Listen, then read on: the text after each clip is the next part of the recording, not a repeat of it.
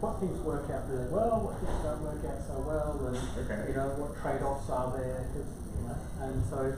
From a technical perspective? Yeah, from a technical perspective. Oh, and also financial, you know, because you can use the cost of doing transactions on mainnet as a way of incentivizing good behavior on your sidechain. Yeah, okay. You know, so it's you can use that crypto economic you know, driver, and so yeah, but the finality is a big issue, but then it's got great non-repudiation. So once something's there, you can't change it pretty much, you know, after blocks have been produced. So anyway, so I've done that, and there's a conference coming up. Did you hear about the supply chain on blockchain? Yeah. I think I'll probably get a ticket for myself. I'm not sure about price, but I'll probably go along. Yeah, so having decided that we turn it into $20 will be the early bird price, and if you don't get in by the 1st of June, then or 1st of July, you've got to pay the full rate, which will be $40. Yeah, I saw that as well. So I'm like, $20, $40, I'll go for the trade. It's 100% increase. 100% increase. Yeah, well, I was thinking we should have like surge pricing or something, and so if you don't book it, if you're booking your ticket 2 days out, then it costs like $100 or something. Something like that. Yeah, so we're live at the moment.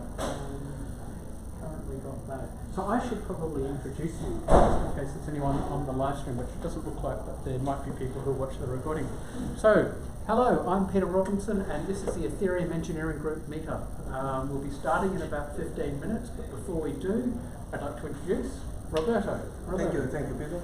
Hi, my name is Roberto Sortini, and I work as an applied researcher in distributed systems at Pegasus, which is the protocol engineering group in systems of consensus. And today, as you can see from the slide, we'll be speaking about blockchain consensus protocols. It will be an overview. So when will the talk start?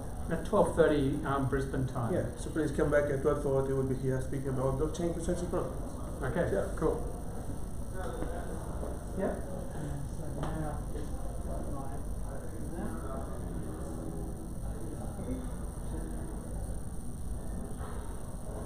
the other thing is go over here, turning the rolling right.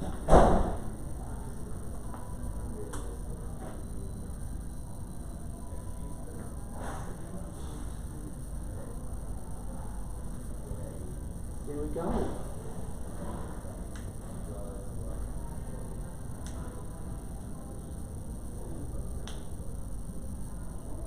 See, so it lags about 30 seconds behind. So, yeah, so that's enough.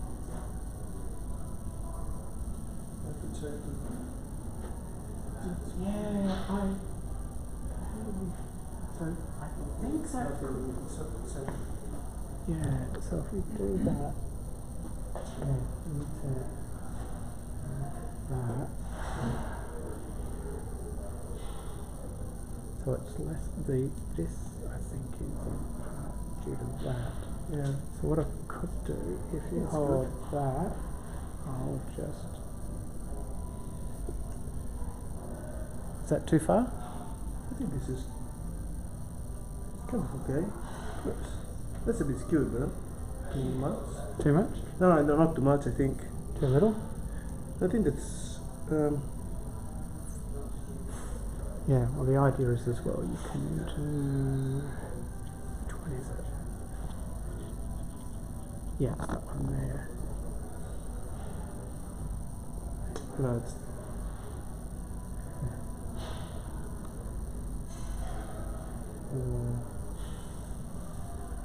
Anyway, that's pretty good. I think that's good, yeah. Yeah, that's good. Yeah. So I don't know whether it's the fact that the people who had RSVP saying they're going to be here have changed the last few hours. But we should still have about 30 people, which is pretty good.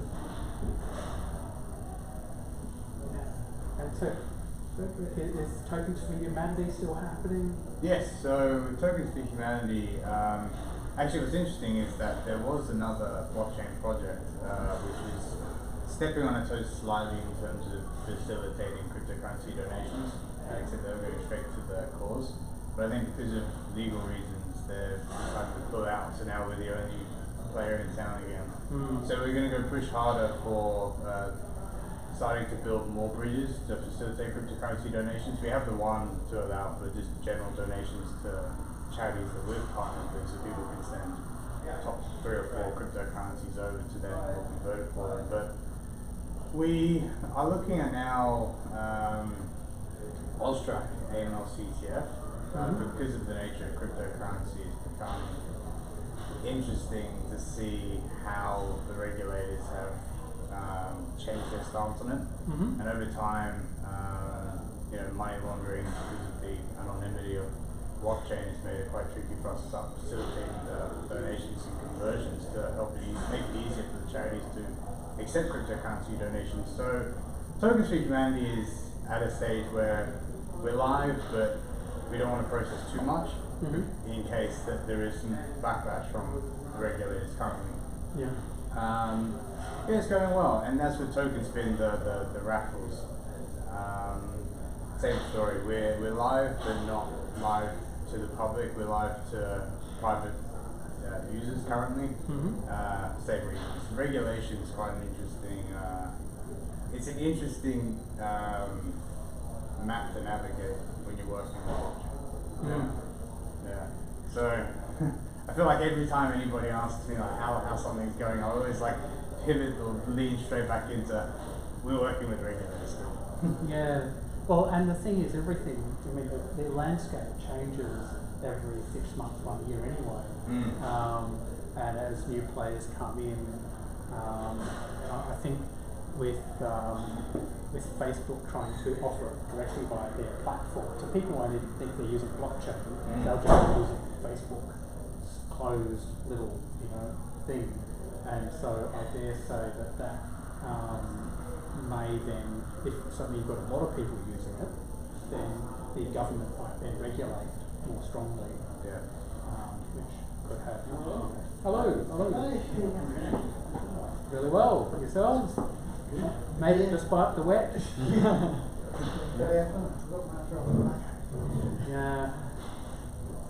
always the way though, isn't it? So how's Edward settling in? I think he's going well. I said hello on the way to doing 50 things this morning, but he seems to be talking to Josh a lot. So I'm sure he'll be here before we can blip. It's I think he's doing well. I've got to ask him whether he found out about us via the meetup or whether he knew anyone before. I think he knew Josh before. Okay. But did he turn up to the meetup before Josh got a job? That'd be an interesting one. Because we've got Jason Frame was hired by the meetup. Came on the meetup and said, "Oh, this is really interesting." And then, "Hey, I might as well. It'd be great if I could work here." So, Anyway, let's see. How are we going? 26 now. It's going to be a massive influx of people. We've got about 30 people who've RSVP'd for this. So Rain's 15, 10. Well, that's the thing. Rain's always a great dampener on these events. Well, at least you're not catering. That usually gets some of the other meetup groups that fall through. Got 100 turning up. 47. Well, that'd be awful. There's more food for you. Well, if people have to pay for the event. Hello. They turn up. Well, they'll turn up, and if they don't turn up, then They used to. I'm really well. I used to do release training for Microsoft. They used to be free to partners or whatever, and they just found that the dropout, they have a room of 2 training rooms at Saxon's or Clifton's or something like that, and they'd be flat out filling up one because it was free, it didn't matter. So they put it, I think it was $99 on first, but then they dropped it down just to 5 or 10, and the RSVP to actual attendance became almost 1-to-1. Yeah. Just parting with as low as $5, $5 or $10. Yeah. For business for a day or two's trading made a big difference. Well, yeah, and I mean, you're pretty much offering it for free. Yeah. At $5. I mean, Microsoft was a loss they came in and had the rooms, whatever. But wow. Yeah. Now, the Supply Chain on Blockchain conference, the goal of we must break even. You know, cannot make a loss. Yeah. Given on the financial backer of the whole conference, we're not making a loss. It ups the motivation levels. It does. You know, like it does. But I mean, it also means that if you're actually backing it yourself and we're organising it ourselves, then it does mean that you don't have to go through 50 approval processes and working out whether we've really got the money or don't have the money. It's more, does this thing look like it's going to work out? I think next year we'll charge $30. we missed on that. You gave us the stuff last time. I missed one or two because of health. Yeah. Well, one massive investment we did was buying the domain SCOBC, Supply Chain on Blockchain, so scobc.net. So it's only like, a really short domain name. How much did that set you back? About $50. Okay. For 2 years. For 2 years, Yeah. But it's simple stuff like that. So,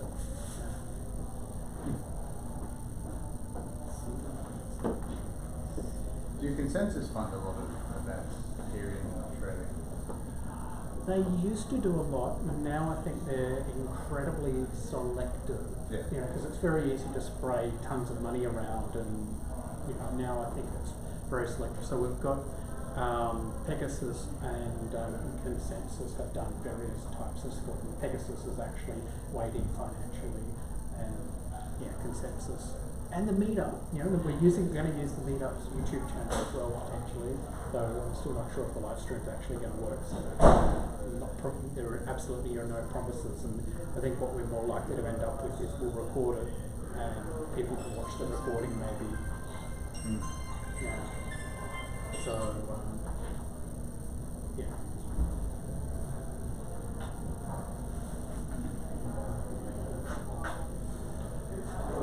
Oh, we're on time. I think we're going to have an influx. Here comes the troops. Here comes our Here comes the hired hire a crowd. Hire a crowd. Okay. So hello and welcome everyone. So it's over to you, Roberto. Take it away. Hello, welcome everybody to the Ethereum engineering meetup. I'll introduce myself again. I'm Roberto Soltini. I work as an applied researcher in distributed systems at Pegasus, which is the protocol engineering group system of consensus. And today we'll be speaking about blockchain consensus protocols. And I might disappoint some of you who hoped that we're going to the details of the matter. Will be just an overview. And explain you immediately why this is just an overview. Well, we have this picture, which is taken from the Blockchain Consensus Encyclopedia, which is showing the plethora of blockchain consensus protocols that are available out there, and not even capturing all of them. It is capturing 72 of them, so it's really impossible to go into the details of all of them. What I want to achieve today is actually to provide you with an understanding, a description of what consensus protocol is, and also describe which are the different dimensions or characteristics that you can use to evaluate consensus protocols and you can use to compare them. So that perhaps in your own time you can go and read a few papers and being able ever more tools that allow you to actually understand how the offer of different consensus protocols compare to each other. And then I provide you with an example, which is a consensus protocol that we have been working on at Pegasus, which is IBFT 2.0, just to give you an idea of how these protocols work. And then a very quick review, if you have time, of existing blockchain consensus protocol, then we conclude with questions. So let's start with the definition of consensus protocol. What is a consensus protocol? Well, we should distinguish between kind of three types of consensus protocols. One is the one-shot consensus protocol, which is the kind of older, which was this concept came to birth in 1980s, starting from famous paper of Byzantine generals. Then we see the state machine replication protocols, and finally we'll see how this applies to blockchain consensus protocols. So we start with the first one. In a one-shot consensus protocols, you have a set of nodes and participants. They all have an initial value. In this case, we assume there are only two possible values, either 0 or 1. And as you can see, some of them have an initial value 0, some of them have initial value 1. And then there is a message exchange. So they exchange messages according to the protocol. The end result must be that they will all decide on the same value, which in this case is 0, could have been 1. What that matters is that they decide on the same value. Now, if you want to capture this in a slightly more formal way, there are two types of properties that are cornerstone of any blockchain consensus protocols. One of these types is the safety type. Now, what a safety property says that nothing bad can ever happen. And when you apply this to a consensus protocol, means that if two participants decide on a value, they must be deciding on the same value. Now, if you are taking this property alone, without the other one, which is liveness, there will be no guaranteed actually a process decide, because this property is saying if two processes decide, they will decide the same value. And therefore, a blockchain, a consensus protocol that never decide will be respecting safety. But this wouldn't be a very useful consensus protocol. And that's where the liveness type of property comes into play. And generally speaking, the liveness property says that something good will eventually happen. And when you apply this to consensus protocol, that means that all processes will eventually decide. So with these two types of properties, they kind of characterize correctness for consensus protocols. Now we're ready to look at the state machine replication protocols.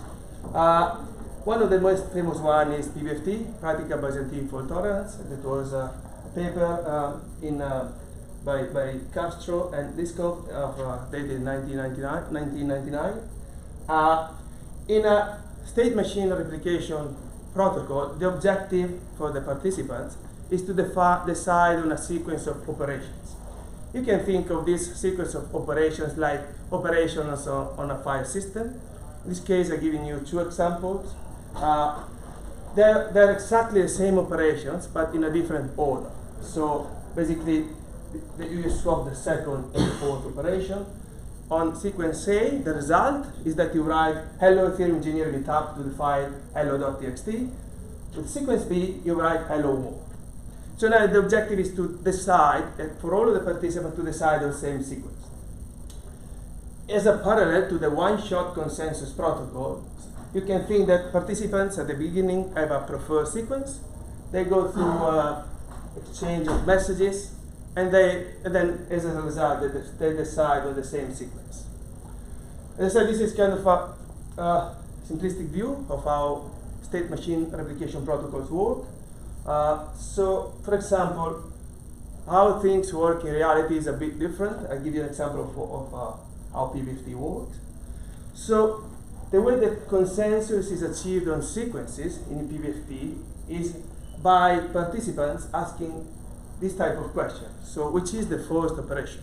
And they decide on actually which of the two, in this case they happen to be the same, which of the various possible operations will be the first one in the sequence. And then go on with the question, which is the second one, which is the third one, and which is the fourth one. And in this way, by deciding on which is the operation that at that specific order in the sequence operation, they come to agreeing on the sequence.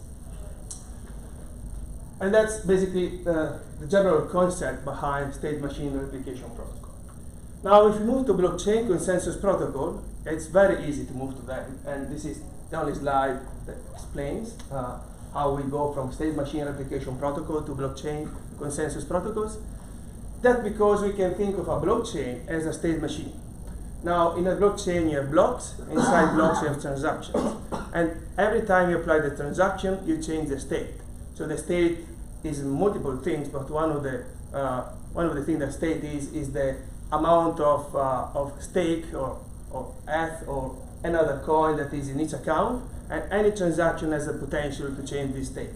So you can think that any transaction applies a change to the state machine, and the sequence of operation is basically the sequence of transaction, and since each block contains a sequence of transaction, is the application of different blocks. So in this way, basically, achieving a blockchain, the objective of a blockchain consensus protocol is to achieve consensus on which is the blockchain, on which is the canonical blockchain. And that's all that there is to be said at the general level about blockchain consensus protocol. So now that we've defined what blockchain consensus protocols are, we can take a step back and go back to the one-shot consensus protocol, which are the ones where you decide on a value, and that's it. You don't have a sequence, you just have a value. The reason why I want to go back to that, because there are actually at least six different dimensions of characteristics that differentiate these one-shot consensus protocols. You can see them here. We can start with the first one, which is failure resiliency. Now, a consensus protocol is said to be T-resilient if it can operate correctly with up to T participants being faulty. So basically, it's T-resilient, in other words, if it can achieve safety and liveness, provided that no more than T processes are faulty. Just a note, non-faulty processes are generally called honest processes. Now, this changes a bit the definition of safety and liveness, because now we apply them only to honest nodes. So, in a T-resilient consensus protocol, we have malicious and honest nodes, faulty and honest nodes. And safety says that if two honest nodes decide on a value, they must be decided on the same value. Doesn't state anything about on what the faulty node decide on. Same thing for liveness. We only care about honest nodes. So now liveness says that all honest processes will eventually decide. So there is this slight change in the definition. So what determines honesty? This is good question. Thank you. This is the purpose of the failure mode, which is the other dimension going to discuss now. So failure mode describes exactly. I didn't say what faulty means. So faulty can mean many things. And in literature, you generally split a faulty behavior in two categories. One is crash. So nodes can crash, stop communicating. The other one is Byzantine. Let's start with the first one. The first one can be subdivided into subcategories. One is fail silence. So nodes, we admit a system where nodes can stop communicating, never recover, and there is no way for other nodes in the system to know whether this node has crashed. And there is the fail stop submodel, where actually we consider a system where there is a mechanism by which nodes in the system can detect that other nodes has crashed. Now, if you look at the literature, often many times, fail stop is used in place of fail silent. So just warning you, you try to understand from what the paper says whether it's actually by fail stop they mean fail silent or fail stop. And then you have the other failure mode, which is Byzantine, which is the strongest one. So the most important thing to think about Byzantine failure mode is that a node can act arbitrarily, but on top of that, you can consider that they are controlled by a single adversary, which is orchestrating them, trying to break the protocol. So basically, they're not independently faulty, but they are controlled. You can think them as controlled by a single evil entity trying to break your protocol. And they can do anything. They can send brown messages, non send messages, send messages not according to specification. So this define the kind of the type of faulty behavior that we consider. Now there is another dimension when we think about adversary, and this is the adversarial model. We have three main definitions: static, strongly adaptive, mildly adaptive. Now mildly adaptive is not clear definition of that, but I'll provide the one that is more intuitive. So in a static the adversarial model. Nodes that are honest at the beginning will always be honest. Nodes that are faulty at the beginning will always be faulty, provided that no more than t nodes are faulty. So in example, where we have 5 nodes and t is 2, as you can see, as the time progresses, nodes that were faulty at the beginning continue to be faulty, and honest nodes that were honest at the beginning, they continue to be honest. Now this is different from the strongly adaptive adversarial model, where all that we ask, if you want, to the environment, to the model, is to guarantee that at any point in time, no more than t nodes are faulty. So, which means that we can have this scenario where you can see faulty nodes and actually then can behave correctly, and then they can behave maliciously as well. And all that matters is that at any point in time, in this example, you don't have more than 2 faulty nodes. So this allows for a different system behavior that the protocol has to be able to cope with, which is more difficult, if you want, than the static adversarial model. Now, in the mildly adaptive model, the constraint is that you must ensure that the total number of nodes that have failed at least once is not greater than t. And so, in this example, at the beginning, all nodes are honest, that's great. Now, N3 turns to be faulty, 1. N4 turns to be faulty, or 2 nodes that show the faulty behavior. Then they're all honest. Now, N1 and N2 that turn to be faulty have total 4 nodes that became faulty. And this is a scenario that we don't admit in the mildly adversarial model. So again, we've seen this type of adversarial models, static, that all faulty nodes will always be faulty, honest will always be faulty, strongly adaptive, that can change with only constraint at any time, no more than t nodes are faulty, and this mildly adaptive, which is kind of in between the two. Strongly adaptive is the one that has, it's harder to design a consensus protocol that operates correctly in that environment. It's the more aggressive, and the static one is the less aggressive. Could there be one between static and the adversarial where, say, N3 goes bad, and so you can add more bad nodes, but you don't cure bad nodes? So no bad. That's sort of that's strongly adaptive. You mean? Well, no, because I think the assumption that you'll notice that N3 is broken and then fix it might be optimistic. But anyway, don't worry. Sorry, I shouldn't have been. So anyway, in the mildly adaptive, you could the mildly adaptive can be slightly changed. Yeah. It's not a clear definition. Okay. So now we look at the network model. This is a very important model. This models how the network operates in terms of message latency. There are 3 main models. One is synchronous, one is asynchronous, and one is partially synchronous. If you assume that your network is synchronous, that means that you know the maximum message delay. And that is supposed to be a finite value. Let's say that is 1 second, just to give you an example. So you know that it won't take more than 1 second for a message, from when a message is sent to when it's received destination. And that gives you a very important, offers you from a protocol design perspective, a very important capability. It means that if you are node B and you expect a message from node A, and you don't receive it within 1 second, well, you know that node A didn't send the message.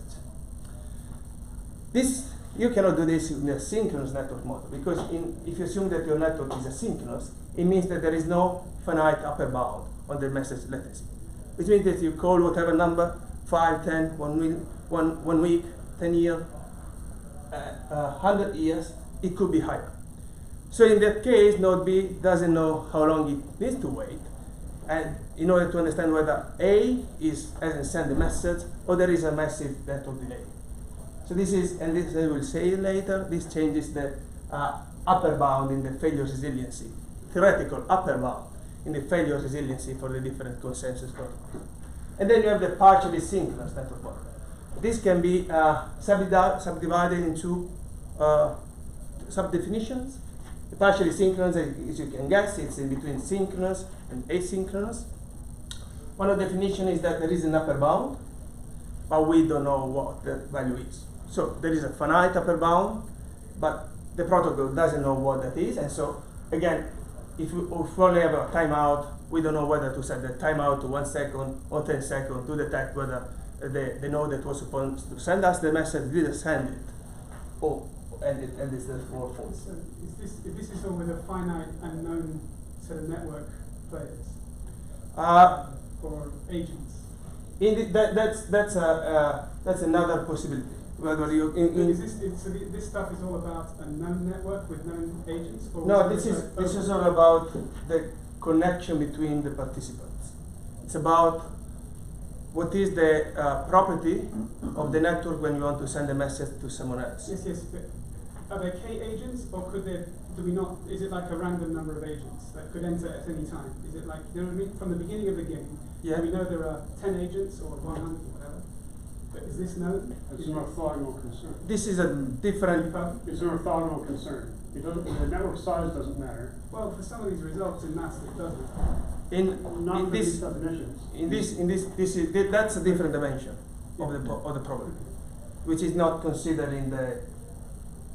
So it's an orthogonal dimension to the. But I mean, you could imagine that if you don't know the players, right? I'm just saying, if you have an unbounded number of players, there's a different. These things matter, right? I mean, the results. Because I think there are some famous results about synchronous that I know of, right? And they're all for a known network. Yeah. Correct. Yeah, if it's an unbounded network, I think there are issues with what I'm saying is, but we're not discussing the limitation yet. If your network's unbounded and it can't be synchronous, the definition there is you know how long the message will take. If it's unbounded, then it could be any time, right? That's right. Well, it says the So slide this says. is a finite known network. That's it. That's what I mean. Yeah, No, I think you're right. For it to be Okay. synchronous, it has to be a finite network. Otherwise, Unknown. otherwise it doesn't fit the definition. It's written Sorry. on the slide within a No, model, like that. not found. This doesn't define. That's irrelevant. This doesn't define the number of nodes. This defines the property of the links. That's it. Doesn't say anything about the number. Doesn't say the number of links is finite or is infinite. Yes. It's just a different. It's a different dimension under which you consider consensus from. So to be more subtle, that actually these submodules can be okay. I spoke about this one. There is another sub definition where you say there is a point in time which is finite. You call it global stabilization time. Before GST, the network can act asynchronously, and after GST, the network acts synchronously. So there is guaranteed delivery with a known upper bound. Now, I haven't put this in the slide. This can also be subdivided into additional models. If one is where you before GST, you can discriminate whether before GST you assume that messages can be lost, or you assume that messages sent before GST will actually be delivered once GST is raised. And another one is whether once the network is synchronous, you actually know the upper bound, you don't know the upper bound. I'm saying this because if you go look in the paper, they generally tend to call any of these definitions or sub-definitions as partially synchronous, but they have potentially different properties.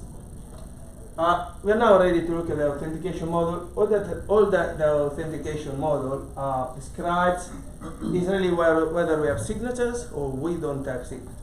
And that gives interesting properties, because if you don't have signatures, well, you have three nodes. A tells to B, my initial value is 1, and B tells to C, A initial value is 0.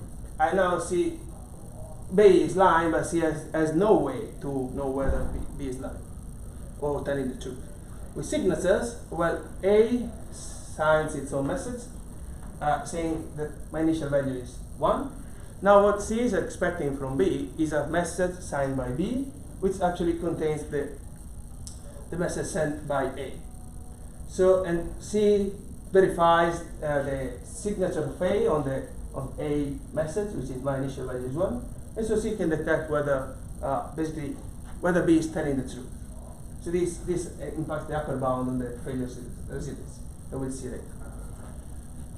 Now the last dimension is about termination. This comes from a very interesting limitation on consensus protocols. It was discovered or documented in a paper in 1985 by Fisher, Lynch, and Peterson. The paper is It's called impossibility of distributed consensus protocols is a synchronous network with one faulty process. And here, faulty means just fail silent. So this result holds even if you don't consider Byzantine behavior, but just know that might stop and never communicate. The result of this paper basically says that in this condition, so synchronous network, you admit that one process might stop and never communicate. There is no consensus protocol that can guarantee that termination will be reached deterministically. So it can happen basically that a consensus protocol will always bounce between different values and will never reach a state where all honest processes will have decided. Now, how can we get away from this? Well, one way is to relax the assumption.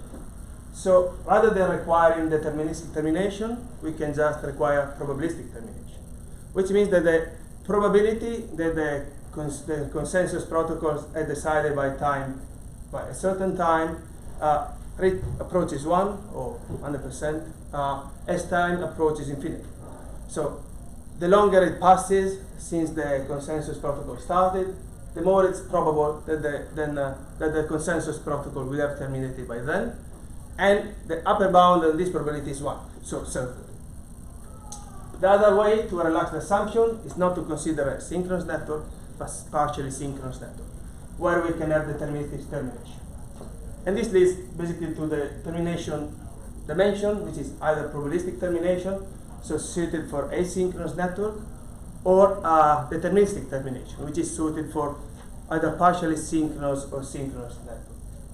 And with this one, we have concluded the 6th dimension of this problem. So failure resiliency, how many faulty nodes the consensus protocol can cope with. Failure mode, which what being faulty means. Adversarial model, which describes whether we consider a scenario where faulty nodes can turn honest and then from honest faulty again.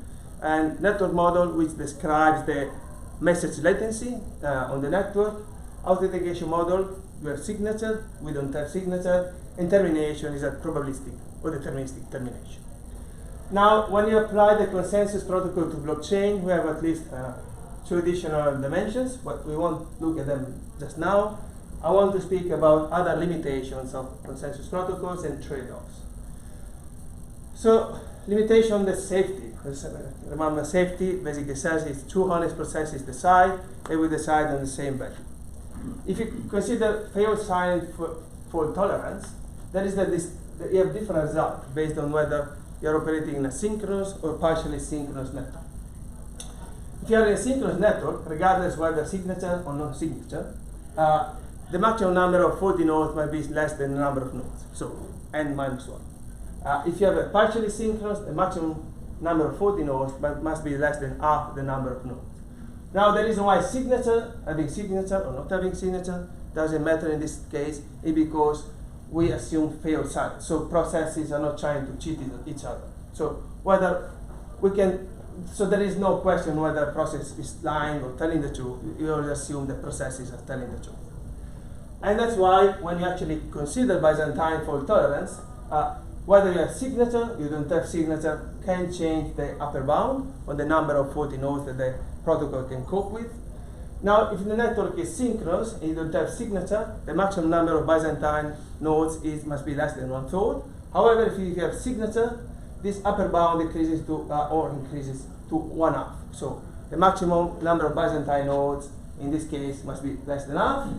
However, if you consider a partially synchronous network, whether you have surprising if you want, whether you have signatures or you don't have signatures, the maximum number of Byzantine nodes that any consensus protocol that you can potentially design can cope with is less than 1/3.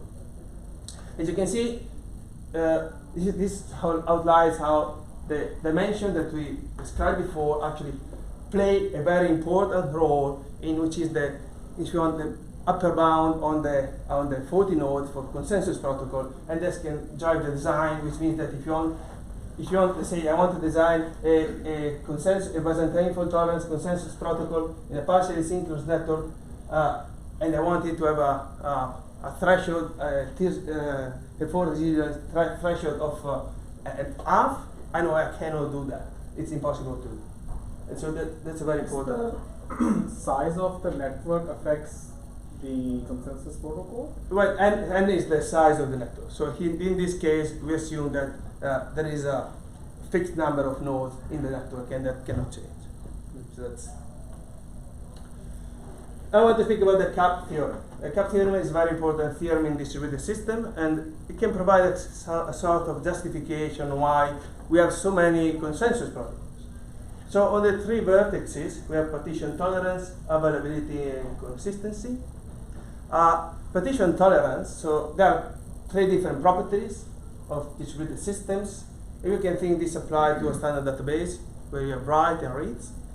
So if you have partition tolerance, a system that has partition tolerance, it means that the system can operate correctly, even though despite some messages being delayed or lost. And availability says that whenever you have a read operation, the read operation returns always value, but there is no guarantee that that actually reflects the most recent write. If you have consistency, well, every read must return either the value that was most recently written or an error. Now, why this theorem is important is because it turns out you can only have two out of these three properties. So standard BFT consensus protocol tend to prefer consistency and partition tolerance. Nakamoto consensus protocol tend to prefer availability and partition tolerance. You can think of it basically when you query a blockchain, it's on the hard drive, you always get a read, you always get an answer, but you don't know it actually reflects the most recent block that was produced on the blockchain. And you can somehow, by carefully designing consensus protocols, move somewhere in this triangle. And that's why you basically need to work out your trade-off. And speaking about trade-off, I want to speak about trade-offs for Nakamoto consensus protocol. So by Nakamoto consensus protocol, I mean really the proof of work type consensus protocol, right, Bitcoin or Ethereum 1.0. Now, you might know that they can withstand a network with where the hashing power of honest nodes must be 51%. Actually, that's not really true. The failure resiliency decreases with the network latency. The higher is the network latency, the lower is the failure resilience in terms of hashing power. So if you have a high network resilience, a lower number of faulty nodes, of Byzantine nodes, can actually be able to take over there. Now, looking at this simplistically, you can think that the failure resiliency for Nakamoto consensus protocol ranges between 1/3, which is kind of the upper bound in a partially synchronous network, so where the message delay you can think of can be very long, and half, which is the upper bound in synchronous network, where you know what is the. This is a simplistic view. It's not really like that because the termination on Nakamoto consensus protocol is probabilistic. So defining what actually infringing safety means is a probabilistic function, but this should give you an idea of why the network delay actually impacts on the failure resilience. With this one, we have finished with the trade-offs and limitation. We can look at two other additional dimensions that you need to consider when you look at blockchain consensus protocol. It's finality and Sybil-Attack-Prevention mechanism. Finality, you probably heard of this. Block is considered final if it cannot be removed from the blockchain. If you apply this to transaction, transactions are final if they cannot be reordered in the blockchain, and it can be shown that if you have finality on blocks, then you have finality of transaction because blocks are a set of transactions. You generally can consider three different types of finalities. One is a probabilistic finality. So a block is never final. It's a probability function, and it's more probable that the block is final as more blocks you add to the blockchain. Or in other words, the deeper the block gets into the blockchain, the more probable is that the block is final. Then you have eventual finality. Eventual finality says that it's possible that a block will be marked as final, and then when that block is marked as final, also finalize all the previous blocks. But there is no guarantee that every block that you produce is final. which is actually the property that immediate finality gives you, which says each block that you produce is a final block. Let's look at Sybil-Attack-Prevention mechanism, and this might demystify Orwell engine. And so proof of work, proof of stake are not consensus protocols. They are Sybil-Attack-Prevention mechanism. So what is a Sybil-Attack-Prevention? What is a Sybil-Attack? A Sybil-Attack is an attack mounted by an adversary which tries to gain influence in the system by generating new pseudonymous identity. So you can think in a Nakamoto consensus protocol, the consensus protocol is really the longest chain. So that's what the term is, the consensus. If you are just voting, if you're just getting any account to vote on, which is the longest blockchain, I could create as many accounts as I want because it's a very simple process. I just need to generate a random private key, generate a public key, and can issue my vote. So what we need to prevent an attacker from gaining influence is to connect the capability to propose block to a scarce resource. That's the objective. In proof of work, the scarce resource is computational power, or energy if you want. So block proposer is required to put significant computational effort before proposing a block, and this is a way to verify that this actually happened. In proof of stake, the scarce resource is the stake. It's not easy to acquire a new stake, and so that's this Sybil-Attack-Prevention mechanism for proof of stake. In proof of authority, only validators or nodes that are in a list, an authorized list, can propose blocks. So if you want, in this case, the scarce resource is the fact that you need to be able to get on that list. If you are not on that list, basically you're not authorized to propose block. And finally, you have proof of elapsed time, where the scarce resource is the time. So basically, the probability that a block that you propose can actually be accepted by the network is correlated to how much time passed since the last time since the last block that since the last block that you produced was added to the network. This type of Sybil-Attack-Prevention mechanism requires a trusted hardware, because basically you need to prove that they're running the correct algorithm for calculating how much time was passed since the last time they produced the block. Now, for proof of stake type of Sybil-Attack-Prevention mechanism, we can distinguish classical BFT style and chain-based. So in classical BFT style, you have validators that are nodes called validators that are pseudonymously selected to propose a block. They propose a block, then all validators go through a protocol, usually organized into rounds, where they vote on the proposed block, and the votes are weighted according to the stake. And so then once a certain threshold of votes is reached, that block is added to the canonical head. In chain-based, they work slightly different. Time is divided into slots of equal length, and for each slot, only one validator can propose a block. These validators are again pseudo-randomly selected. However, the number of slots assigned to a validator is proportional to the stake. And this defines the two, generally speaking, different type of proof of stake types. So with this one, we have concluded an overview of the different dimensions of blockchain consensus protocols. We can now look at an example. We said it was IBFT-2, which is a blockchain consensus protocol that we've been working on at Pegasus. In terms of characteristics, IBFT-2 is a Byzantine consensus protocol. Can cope with a number of valid 40 nodes, which must be less than 1/3 the total number of nodes. It features a mildly adaptive adversarial model, works in an eventually synchronous network, uses authentication, deterministic termination, immediate finality, and uses proof of authority as Sybil-Attack-Prevention mechanism. Can you just confirm IBFT 2.0 is what exactly? So we're talking about this Byzantine fault tolerance, but we're talking this is implemented in. It is implemented in Pantheon. In Pantheon. Which is the Ethereum client that Pegasus is working on, which is mainnet and enterprise. So, and this is a stake? This is a proof of authority. Proof of authority? Yes. Yeah. Okay, great. I stands for Istanbul. Okay, yes. And there is a reason for that. Yeah. Yeah. Byzantine, huh? Yeah. Not Constantinople. Yeah.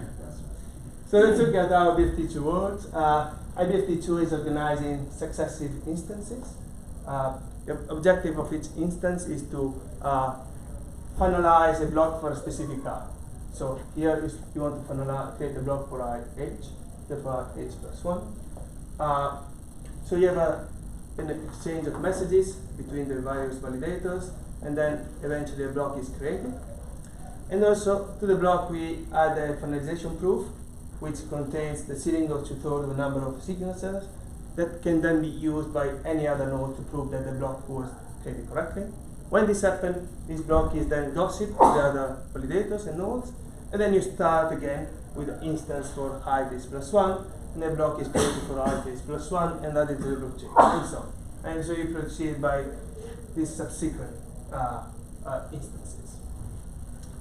Now let's look at each instance, just initially an overview, so then we'll see, we'll look at each individual message.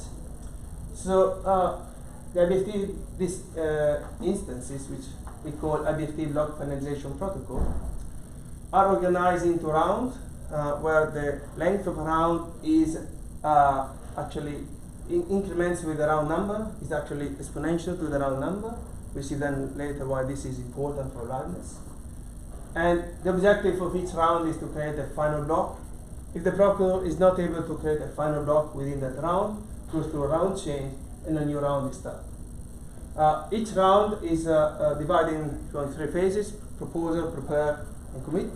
So there is you have an initial block proposal, in this case it's V1.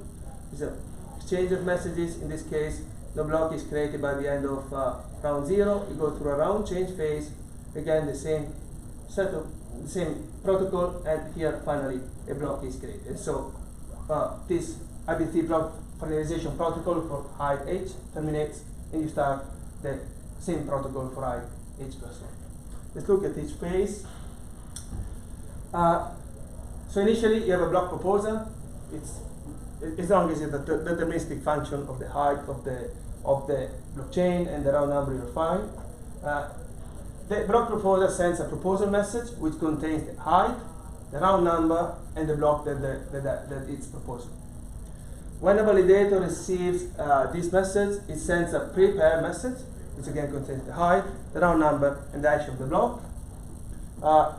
Here, deliberately, I get validator 2 and 3 not to set I don't have any error between 2 and 3 and 4, and they do this to show that potential network outage where messages sent by 2 and 3 are not delivered to validator 4.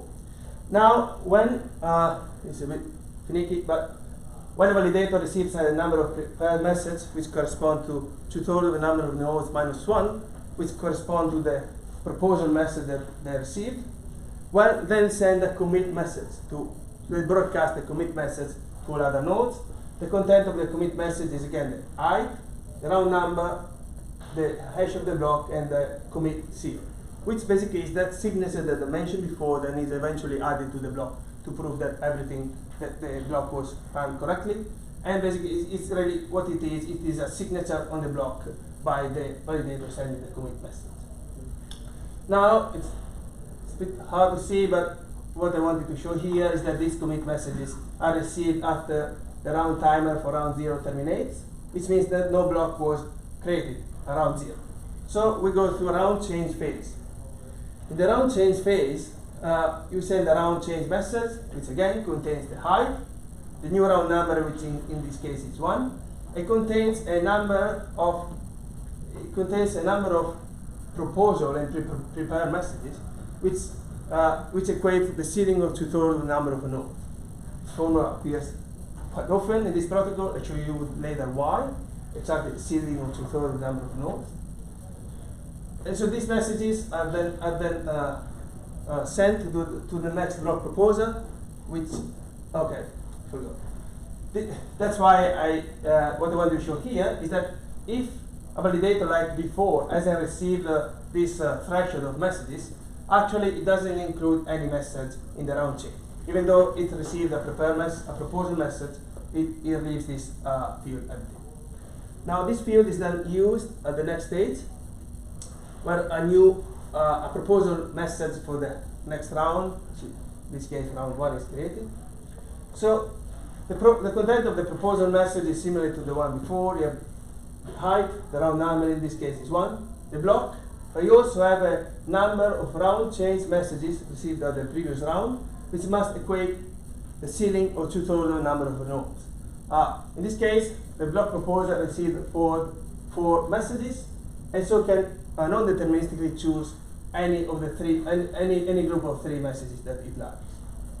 Now, what is important here is now the block. The block here must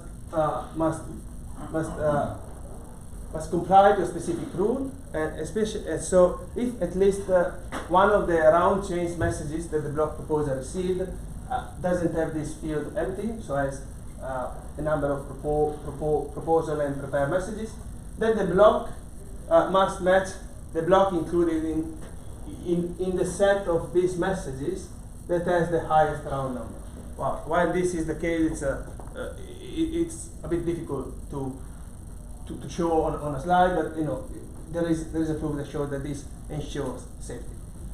However, if let's say it's also possible that all of these round change messages, they all don't contain any proposal or prepare message, if that's the case, then the block proposer for round 1 can select any valid block to be added to the proposal message.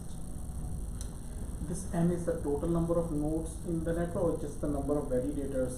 The number of validators. This is the number of validators. Yeah. So let's look at why, just intuitively, why this protocol ensures safety.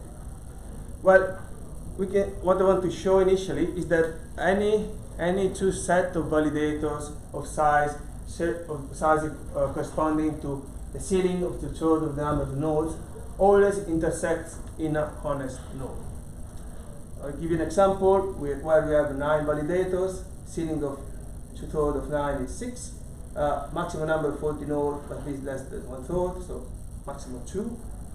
Here you go. We have 2 40 nodes and 7 non-40 nodes, which I want to try to trick this statement. I want to disprove it.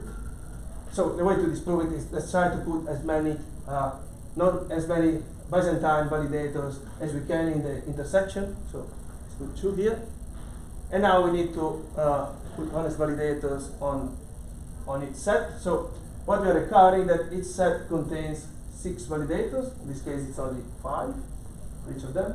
Now, if I put this honest validator here, I have 6 validators in this set, only 5 here. Same thing, if I put this honest validator on this set, I'm trying to avoid to put that in the intersection. I have 6 validators here, only 5 here. So the only way that I can add this validator to the set to guarantee that both sets have 6 validators is to put that in the intersection, which shows at least that in this case, at least one honest validator is in the intersection. And which is the intuitive idea is since, as you recall, this number appears often, you always require to receive ceiling of 2/3 of the number of nodes, or we add to the message a number of messages corresponding to the ceiling of 2/3 of the number of nodes. The idea is that if there is always information produced or received by an honest validator get carried over to the next stage. And so this is what underpins the safety property of IBFT2. Just a very general level. Looking at safety, so safety, as you recall, at the beginning I said IBFT2 works in an eventually synchronous network, where there is a point in time called GST, or Global Stabilization Time. Before this time, network is asynchronous. After this time, the network is synchronous. You also assume in this protocol that once the network is synchronous, we don't really know what is maximum message delay. And the way that the protocol guarantees liveness in this condition is by having the round timer to increase with the round timer to increase with the round number, especially it's exponential to it. And so eventually you read GST because you assume it's a finite value, and eventually the length of the round timer will be longer than the maximum message delay on the network. And in that condition means that all the messages are sent within that round, and therefore the protocol terminates. This concludes the review of IBFT2. I just wanted to, this is a table I put together. I won't go through it because it's really, we'll be just reading it, but it's useful to have it as the slides are published on the, I think, Theorem on the meetup page. So you can access it. This tries to compare some of the most famous, or most widely used blockchain consensus protocol according to the different dimensions that we've seen before. And this concludes the presentation. Links if you want to contact me if you have any question. Twitter for Pegasus. If you are curious about IBFT2 that is implemented in Phantom 1.0, questions? Did you do the animations for the PowerPoint? No, because I'm having done presentations like that before. I know the amount of effort goes into getting those things lined up. Yeah, actually. Congratulate you on that. I try to use the animation because when you produce the PDF, then it doesn't. Oh yes, said I. Yeah. That goes off to you for all the effort to put into trying to get that together. Thank you. Yes. In this could you go back to your intersection slide? Yeah. So I like this idea that you keep a bit of truth in, and then this carries over because it gets the probability away from zero. But then over time, couldn't this converge to zero? Sort of thing? So the idea here is that this is just to ensure safety. So what we want to do with safety is that, let's say that the block is committed in this round, but it's not. For some reason, it's not gossip to the other validators. You want to ensure that if a block is committed in a subsequent round, the block that is committed matches the block that was committed this round. So that's the idea where. So if a block was committed, that means that the honest validator knows about it, and so it's. Like you've got all I'm trying to say is you've got a modicum of truth in there, right? So then, can this be, over time, might this be worn down by, or swamped by the number of faulty nodes? No, but the number of faulty nodes is limited to 1/3 the number of. If it goes beyond that it won't commit. Oh, my fault. Yeah. Yeah.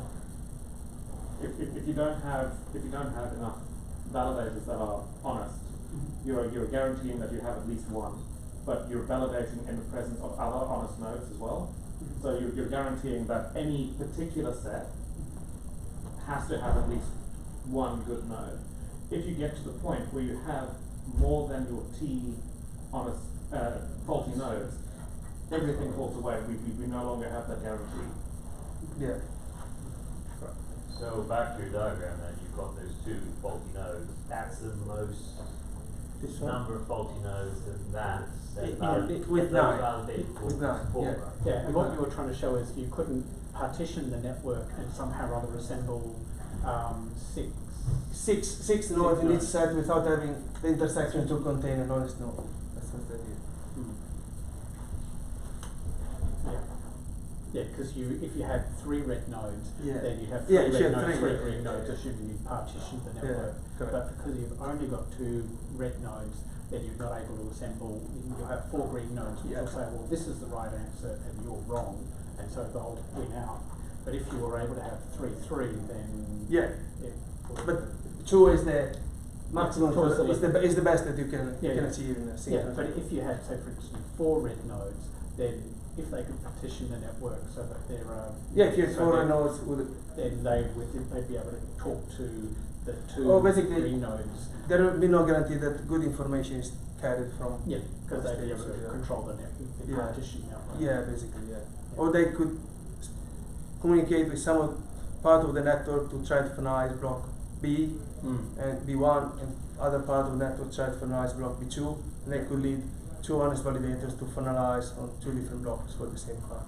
Yeah, and fork the chain. Yeah. Yeah. Do you want to show that final slide? Yeah. I was going to say, Peter, that's you sent out a link to Slack something or other. Is that the slide deck in? Yes, it is on the. So yeah, I put on the comments for this meetup the actual link to the PDF slides. It's also on the Slack channel as well for the meetup. So in addition, here are the forthcoming meetups that are happening. And so Adrian was going to do this one on fasting, but Joshua, who is just, is saying, I could have done this in my first week, why should I wait till my second week or third week to do a talk?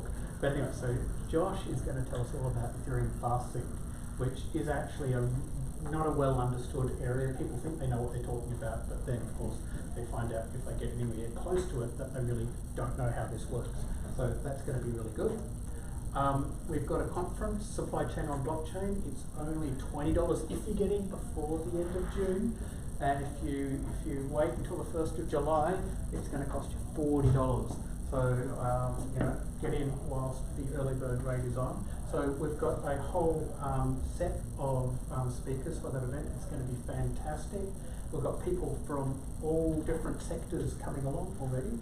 And Ellie, thank you for coming on. So Ellie is telling us all about logistics and how they relate to supply chain. And anyway, she'll be able to talk for herself on Monday, the 15th of July. So that's actually going to be really massive. Real world application of blockchain, real people using it, and so that should be really interesting. Plus theoretical stuff from CSIRO, UQQUT, and not proof of uni. But anyway. And also stuff from... Did you single them out on purpose? Or? No. Look, it was really hard. We had 23 submissions and we only were able to choose 13. And so that was really tough. And we've got some people flying in from Colombia to talk about some supply chain on blockchain stuff they're doing, which is pretty cool. Okay, and then after that, the next week we've got Ethereum 2 update by Brett. And Brett is not in the room, but anyway, he is going to give that talk, which will be very interesting to see where we have got to. And finally we've got Grant and Rob, some combination of the two of you, or maybe both of you, I'm not sure, is going to tell us where we're up to with the Enterprise Ethereum Client specification. So yeah. That should be all good. So anyway, so Roberto, thank you very much for flying up from Sydney and putting together that great slide deck. Thank you. Thank you.